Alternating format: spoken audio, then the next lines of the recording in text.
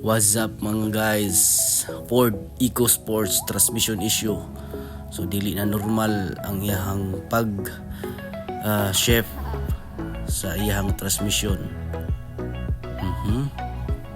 Atong gi-check sa computer ang digawas PO7E5 transmission friction element B. So nakita na to na check engine.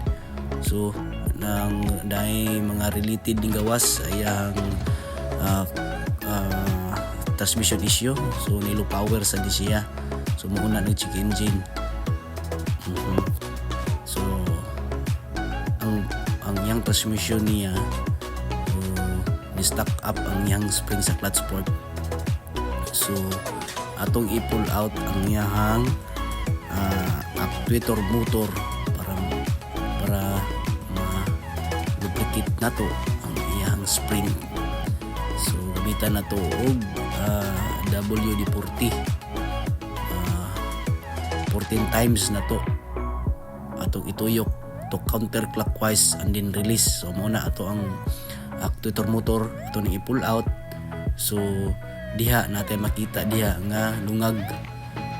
So gamitan na to na og tools, special tools 14 points. So nagpagita ni nagpahimo ta sa machine shop kay wala pa maabot atong order sa Shopee.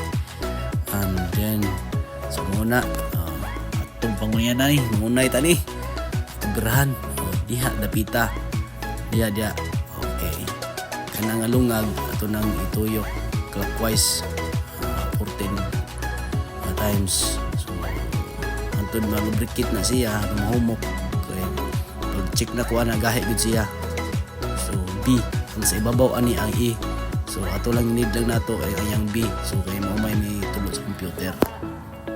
So sorry guys wa kay na tong pagkitaw saon pagkuan lubricate and then alright ato nang itis drive.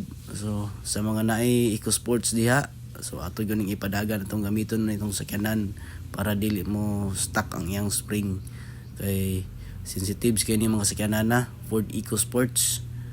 Nakita na to, wala na check engine, success. Alright.